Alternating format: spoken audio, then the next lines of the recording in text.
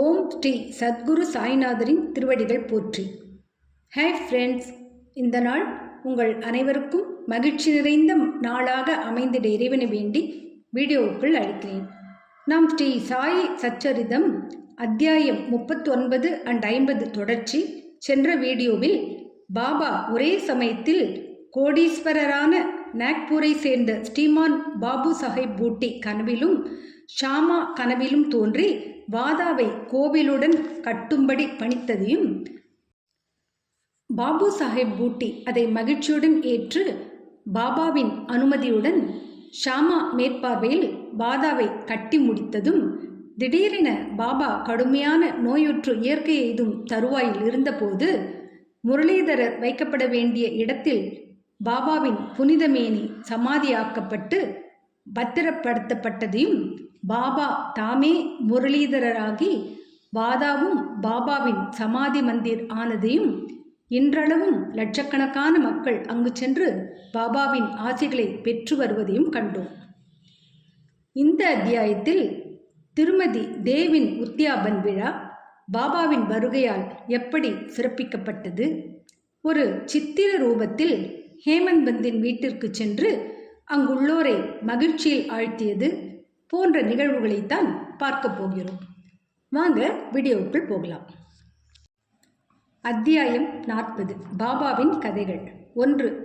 திருமதி தேவின் உத்தியாபன் விழாவிற்கு ஒரு சந்நியாசி போல் மற்ற இருவருடன் செல்லுதல். 2. ஒரு சித்திர ரூபத்தில் ஹேமந்த் பந்தின் வீட்டுக்கு செல்லுதல். முன்னுரை. தம் அடியவர்களுக்கு லௌகீக ஆன்மீக விஷயங்களில் அறிவுரை பகரும் ஸ்ரீ சமர்த்த சாயி புனிதமானவர். தங்கள் வாழ்வின் லட்சியத்தை அவர்கள் எய்தும் வண்ணம் அவர்களை ஊக்குவித்து மகிழ்வடைய செய்கிறார். அவர்களின் தலையில் தம் கையால் ஆசீர்வதிக்கும் போது தமது சக்தியை அவர்களிடம் மாற்றி பேதப்படுத்தும் உணர்ச்சியை அளிக்கிறார். துவைத உணர்வின்றி வித்தியாசமின்றி பக்தர்கள் கீழே விழுந்து வணங்கும் போது அவர்களை அரவணைத்து எட்டி அடைய முடியாத பொருளாகிய தம்மையே அவர்களுக்கு கொடுக்கிறார். மழைக்காலத்தில் கடல் ஆறுகளுடன் கலப்பது போல் பக்தர்களுடன் அவர் ஒன்றாகி அவர்களுக்கு தம் ஆற்றலையும் அந்தஸ்தையும் அளிக்கிறார். கடவுளின் லீலையை மட்டும் பாடிக்கொண்டிருப்போருக்கு நிகராக அல்லது அவர்களை காட்டிலும் கடவுளின் அடியவர்களின் லீலா வினோதங்களை பாடுவோர் பாபாவுக்கு பிரியமானவர்கள் என்பது இதன் மூலம் அறியப்படுகிறது. தற்போது இவ்வத்தியாயத்தின் கதைகளுக்கு திரும்புவோம். திருமதி தேவின் உத்தியாபன் விழா. தானே ஜில்லாவில் உள்ள தஹானு மம்லதார் திரு பிபி தேவ் அவரது தாயார் 25 முதல் 30 விதமான பிரார்த்தனைகளை அனுஷ்டித்ததின் முடிவாக ஒரு உத்தியாபன் பூர்த்தி விழாவை நடத்த இருந்தார். 100 அல்லது 200 அந்தணர்களுக்கு உணவளிப்பதும் இவ்விழாவுடன் சேர்ந்த ஒரு அம்சமாகும். தேவ் விழாவுக்கு ஒரு நாளை நிச்சயித்தார். சாய்பாபாவின் விஜயத்தாலன்றி விழா உரிய முறையில் பூர்த்தி அடையாதாகையால் விழா விருந்தில் கலந்து கொள்ள அவரின் சார்பில் பாபாவை வேண்டிக் கொள்ளுமாறு பாபு சாஹேப் ஜோகிற்கு ஒரு கடிதம் எழுதியிருந்தார். பாபாவிடம் பாபு சாஹேப் ஜோக் அக்கடிதத்தை படித்து காண்பித்தார். பாபா தேவின் தூய்மையான உள்ளபூர்வமான அழைப்பினை கவனத்துடன் கருத்திற்கொண்டு கூறினார்.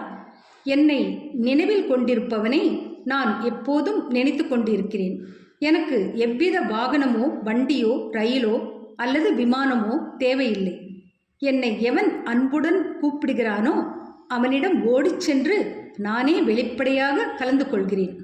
நம்மில் 3 பேர், மூவர், நான், நீ மற்றும் ஒருவன் சென்று அவ்விழாவில் கலந்து கொள்வதாக அவருக்கு ஒரு மகிழ்வான பதில் எழுது என்றார். ஜோ பாபா கூறியதை தேவிடம் தெரியப்படுத்தினார். பின்னவர் மிகுந்த மகிழ்ச்சி அடைந்தார். எனினும் பாபா தாமே நேரடியாக ராஹாதா, ரூய், நீம்காவன் முதலிய இடங்களை தவிர வேறு இடங்களுக்கு சென்றதில்லை என்பது அவருக்கு தெரியும். பாபா சர்வ வியாபியாய் இருப்பதால் அவரால் இயலாதது ஒன்றுமில்லை என்றும், அவர் விரும்பினால் எந்த ரூபத்திலும் திடீரென்று வந்து தமது சொற்களை நிறைவேற்றலாம் என்றும் எண்ணினார். இதற்கு சில நாட்களுக்கு முன்னர் வங்காள உடையிலுள்ள ஒரு சந்நியாசி பசுக்களை பாதுகாத்தலே தனது குறிக்கோள் என கூறிக்கொண்டு டஹானு ஸ்டேஷன் மாஸ்டரிடம் நிதி வசூலிக்க வந்தார். பின்னவர் அவரை ஊருக்குள் சென்று மம்லதார் தேவை பார்த்து அவரின் உதவியால் நிதி சேகரிக்க சொன்னார். அத்தருணம் மம்லதார் அங்கு வர நேர்ந்தது. ஸ்டேஷன் மாஸ்டர் சன்னியாசியை அவருக்கு அறிமுகப்படுத்தினார். இருவரும் மேடையில் அமர்ந்து பேசிக்கொண்டிருந்தனர். தேவ் வேறு ஒரு தர்மத்திற்காக ஒரு நிதி வசூல் ஏற்கனவே ராவ் சாஹேப் நரோத்தம் ஷெட்டி என்ற பெரிய மனிதர் ஒருவரால் ஆரம்பிக்கப்பட்டுள்ளதால் பிரிதொரு நிதி வசூலை தற்போது ஆரம்பிப்பது நன்றல்லவென்றும் அவர் 2 அல்லது 4 மாதங்களுக்கு பின்னர் அவ்விடத்துக்கு விஜயம் செய்தால் நல்லதென்றும் அவரிடம் கூறினார்.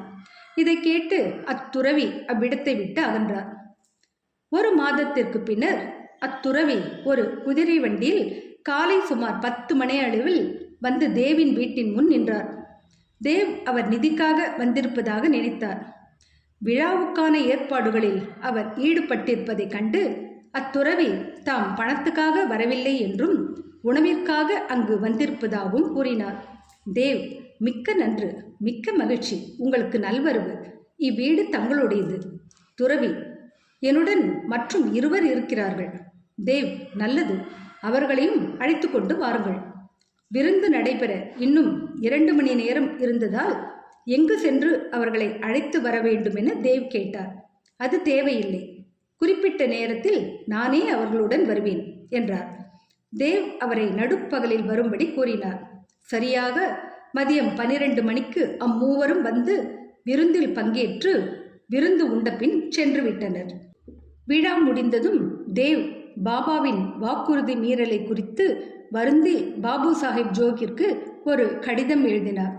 ஜோக் பாபாவிடம் அக்கடிதத்துடன் சென்று அதை திறக்கும் முன்னரே, பாபா, நான் வாக்குறுதி அளித்துவிட்டு ஏமாற்றி விட்டதாக அவன் கூறுகிறான். விருந்துக்கு நான் மற்ற 2 செல்லவே செய்தேன். ஆனால் அவன் என்னை புரிந்து கொள்ளவில்லை. பின்னர் எதற்காக என்னை அழைக்க வேண்டும்? சந்நியாசி நிதி கேட்க அவனிடம் வந்திருப்பதாக அவன் எண்ணினான். அது பற்றி அவனது ஐயத்தை நான் நீக்கவில்லையா? மற்றும் 2 வருவதாக நான் கூறவில்லையா? 3 உரிய நேரத்தில் வந்து உணவு உட்கொள்ளவில்லையா? பார், எனது மொழிகளை காப்பதற்கு நான் எனது உயிரையே தியாகம் செய்வேன். எனது மொழிகளுக்கு மாறுபட்டு நான் இருக்கவே மாட்டேன் என்றார். இப்பதில் ஜோகின் உள்ளத்தை மகிழ்வடைய செய்தது. இவை அனைத்தையும் தேவுக்கு தெரிவித்தார். அதை அவர் படித்த உடனேயே ஆனந்த கண்ணீர் விட்டார். வீணாக பாபாவை குற்றம் கூறியதற்காக தம்மைத்தாமே கடிந்து கொண்டார். துறவின் முந்தைய வருகையினால் தான் எவ்வாறு ஏமாற்றப்பட்டார் என்பதையும், உணவுக்காக தாம் 2 வருவதாக கூறிய துறவியின் கூற்றிலுள்ள குறிப்பை தான் எங்கனம் புரிந்து கொள்ள தவறிவிட்டார் என்பதையும் குறித்து மிகவும் ஆச்சரியப்பட்டார். அடியவர்கள் தாங்களே முழுமையாக சத்குருவிடம் சரணாகதி அடையும் போது அவர் தம் வீட்டில் நடைபெறும் மத சடங்குகள் உரிய முறையில் தேவையான சம்பிரதாயங்களுடன் நடத்தப்படுகின்றனவா என்று அவர் கவனிக்கிறார் என்பதை இக்கதை நமக்கு தெளிவாக காட்டுகிறது. ஹேமந்த் பந்தின் ஹோலி பண்டிகை விருந்து. பாபா தமது சித்திர ரூபத்தில் தோன்றி தமது அடியவரின் ஆவலை பூர்த்தி செய்தார் என்பதை கூறும் மற்றொரு கதையை காண்போம். 1917ஆம் ஆண்டு பங்குனி மாதம் பௌர்ணமி ஹோலி பண்டிகை அன்று காலை ஹேமந்த் பந்துக்கு ஒரு காட்சி தோன்றியது. பாபா அவரது கனவில் நன்றாக உடையணிந்த ஒரு துறவியைப் போன்று தோன்றி அவரை எழுப்பி அன்று உணவுக்காக அவரிடம் வருவதாக கூறினார். கண் விழித்து எழுந்த அவர் துறவியையோ அல்லது சாயையோ காணவில்லை. ஆனால் அவர் கனவை நினைவு கூற தொடங்கிய போது கனவில் துறவி கூறிய ஒவ்வொரு வார்த்தையையும் ஞாபகத்தில் கொணர்ந்தார். 7 ஆண்டுகளாக பாபாவுடன் அவர் தொடர்புடையவராக இருந்தாலும், பாபாவையே எப்போதும் தியானித்த போதிலும் பாபா உணவுக்காக தம் வீட்டுக்கு வருவார் என்று அவர் எதிர்பார்க்கவில்லை. ஆயினும் பாபாவின் மொழிகளால் மனம் மகிழ்ந்து தமது மனைவியிடம் சென்று, அன்று ஒரு புனிதமான நாளாக இருப்பதால் ஒரு துறவி விருந்தாளி உணவுக்காக வருகிறார் என்றும் அதிகமான உணவு தயார் செய்ய வேண்டும் என்றும் கூறினார். அவள் விருந்தாளியை பற்றி யார், எப்போது வருகிறார்கள் என கேட்டாள். தமது மனைவியை அலைகழிக்காத நியதியின் பொருட்டும் தப்பு எண்ணத்தை தவிர்த்தற்காகவும் உண்மையை, அதாவது கனவினை பற்றி அவளிடம் கூறினார். பாபா அவ்விடத்திற்கு பாந்த்ரா ஷீரடியிலிருந்து அங்குள்ள நேர்த்தியான உணவை விடுத்து சாதாரணமான தங்கள் வீட்டு உணவை ஏற்க வருவாரா என்று அவள் ஐயத்துடன் கேட்டாள். ஹேமந்த் பந்த் அவளுக்கு பாபா நேரடியாக வரமாட்டார் என்றும் ஒரு விருந்தினர் ரூபத்தில் வருவார் என்றும் உறுதியளித்து இன்னும் சற்று அதிகமாக சாதம் வடிப்பதால் அவர்கள் இழக்கப் போவது ஒன்றுமில்லை என்றும் கூறினார். இதன் பின்னர் விருந்துக்கான ஏற்பாடுகள் செய்யப்பட்டு மதியத்திற்குள் அது தயாராகியது. ஹோலி வழிபாடும் செய்யப்பெற்று இலை போடப்பட்டது. அதை சுற்றிலும் கோலமிடப்பட்டது. நடுஸ்தானம் விருந்தாளிக்கெனவும் மற்றவர்களுக்கு 2 வரிசைகளிலும் இலைகள் போடப்பட்டன. குடும்பத்தின் எல்லா உறுப்பினர்களும் மகன்கள், பேரன்கள், புத்திரிகள், மருமகன்கள் அனைவரும் வந்து தத்தமது இடங்களில் அமர்ந்தனர். பல்வேறு வித உணவு வகைகள் பரிமாறப்பட்டன. இது நிகழ்ந்து கொண்டிருக்கையில் அனைவரும் விருந்தாளிக்காக எதிர்பார்த்திருந்தனர். மதியம் கடந்துவிட்ட போதிலும் ஒருவரும் வரவில்லை. பின்னர் கதவு சாத்தப்பெற்று தாளிடப்பட்டது. பின் அன்னசுத்தி நெய் விடப்பட்டது. இதுவே உண்ண ஆரம்பிப்பதற்கு அடையாளம். அக்னிக்கு முறையான சமர்ப்பணமும் கிருஷ்ணருக்கு நெய்வேத்தியம் கூட ஆயிற்று. குடும்பத்தினர் உண்ண ஆரம்பிக்கும் அதே தருவாயில் வாசலில் காலடி சத்தம் தெளிவாக கேட்டது. ஹேமந்த் பந்த் உடனே சென்று கதவை திறந்தார். அலி முகமது, மௌலானா இஸ்மு முஜாவர் ஆகிய இருவரை கண்டார். உணவு தயாராக இருப்பதையும் குடும்பத்தினர் உண்ணத் தயாராக இருப்பதையும் அவ்விருவரும் கண்டு ஹேமந்த் பந்திடம் மிகுந்த வருத்தம் தெரிவித்து தங்கள் குறுக்கீட்டுக்கு மன்னிப்பு கோரினர். அவர்கள், எங்களுக்காக நீங்கள் இருக்கையை விட்டு எழுந்து ஓடி வந்திருக்கிறீர்கள். மற்றவர்கள் உங்களுக்காக காத்து கொண்டிருக்கின்றனர். எனவே தயவு செய்து இந்த உங்கள் பொருளை பெற்றுக்கொள்ளுங்கள். நாங்கள் அதன் வியத்தகு கதை முழுவதையும் தங்களுக்கு சௌகரியப்படும் போது பின்னர் விவரிப்போம் என்று கூறினார்கள். இவ்வாறு கூறிக்கொண்டே பழைய செய்தித்தாள் ஒன்றினால் சுற்றப்பட்டிருந்த பொட்டலம் ஒன்றை மேஜையின் மேல் வைத்தார்கள். ஹேமந்த் பந்த் அதனை பிரித்து பார்க்கையில் அவருக்கு பெரும் ஆச்சரியத்தையும் வியப்பையும் விளைவிக்கும் வகையில் சாய்பாபாவின் பெரிய அழகிய படம் பேஸ் ரிலீஃப் ஒன்றை கண்டார். உடம்பு முழுவதும் மயிர்கூச்செறிய, கண்களில் நீர் வழிய, மிகவும் மனமுருகி தனது தலையை தாழ்த்தி படத்தில் உள்ள பாபாவின் பாதங்களில் வைத்து கொண்டார். பாபா இத்தகைய ஆச்சரிய லீலையால் தம்மை ஆசீர்வதித்திருப்பதாக நினைத்தார். அறிவதற்கு ஆர்வம் மேலிட அப்படத்தை அவர்கள் எப்போது வாங்கினார்கள் என்று கேட்டார். அலி முகமது தாம் அதை ஒரு கடையிலிருந்து வாங்கியதாகவும் எல்லோரும் காத்திருப்பதால் அப்படத்தை பற்றிய எல்லா விவரங்களையும் பிறிதொரு சமயம் சொல்லுவதாகவும் மற்றவர்களுடன் அவரை உண்ணச் செல்லுமாறும் கூறினார். ஹேமந்த் பந்த் அவர்களுக்கு நன்றி தெரிவித்து வழி அனுப்பிவிட்டு சாப்பிட வந்தார். பின்னர் ஏற்கனவே ஒதுக்கப்பட்டிருந்த இடத்தில் படம் வைக்கப்பட்டு நெய்வேத்தியம் உரிய முறையில் செய்தான பிறகு அனைவரும் உண்ணத் தொடங்கினார்கள். படத்தில் உள்ள அழகிய ரூபத்தை கண்டு அனைவரும் மிக மிக சந்தோஷப்பட்டனர். இவையெல்லாம் எங்கனும் நிகழ்ந்தன என்பது குறித்து வியந்தனர். ஹேமந்த் பந்தில் கனவில் கூறிய மொழிகளை பாபா இவ்வாறாக நிறைவேற்றினார்.